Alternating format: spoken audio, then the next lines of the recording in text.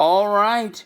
What a way to end the night. Sasha Banks versus Charlotte in the main event is what people debated and asked for weeks, for the women to be the main event of the WWE Hell in a Cell show. And they came out and they delivered.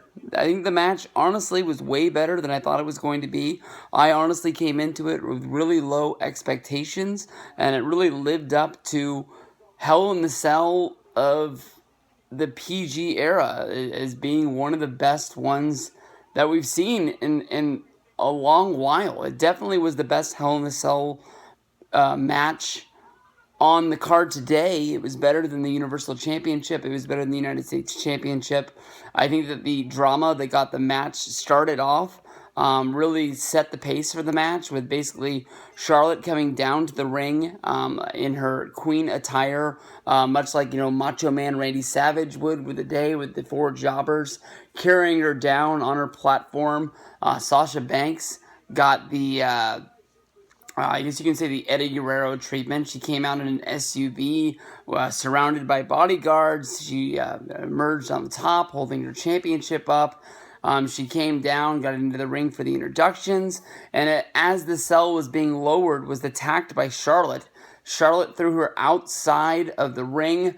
I thought they were going to do a spot where the cell was going to come down on top of Sasha, and maybe they were going to crush her, but they were able to stop the cell. Charlotte came out. They were able to, get the match going on the outside where, they brawled into the crowd for a little bit. Then they came back around. They had a cool spot where Sasha was stuck on the cell as Charlotte came over and powerbombed her through the table. Definitely a spot that we've never seen in a women's match in WWE before.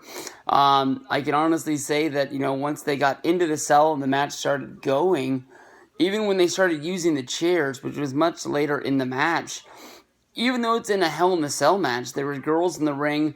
Sasha was very smart to break up the figure eight with the chair, but when she hit her with the chair, I honestly saw the ref throw his hands up. I thought he was calling for the bell. I thought it was a disqualification. I forgot that there was no rules inside of the Hell in a Cell. But after the powerbomb spot, they brought up the fact that Sasha has had multiple back injuries throughout her career, and she was very weakened by this. They had to bring out the EMTs. Charlotte kept on yelling that, give her the belt, give her the belt. She wanted to win via forfeit. And that's basically what they had to do, was they had to get on the PA and they had announced that Charlotte was going to be the new women's championship due to the referee saying the match was not going to be able to happen, and they were stripping Sasha and giving it to Charlotte. This got Sasha Banks basically to get off of the EMT cart. She even slapped one of the EMTs, getting inside of the cell to start the match because she did not want to lose that championship. That was a big gain of courage for her, but definitely Charlotte took the fight to her. Inside of the match, I honestly thought they played it up that Charlotte was better than Sasha, and she had her numbered this day. But Sasha played the ultimate underdog, finding ways to fight back and come back. I was very critical of them putting Charlotte and Sasha inside of Hell in a Cell. I didn't think that they'd be able to live up to it. Definitely, this was the match of the night. They definitely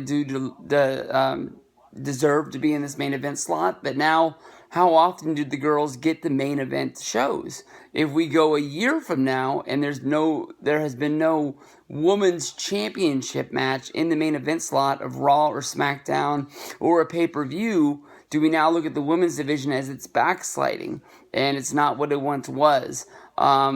They even played up this match like it was going to be the last battle between Sasha and Charlotte. Maybe they move on and go in a different direction. It's hard to see them come back for a normal fight after this fight in the cell.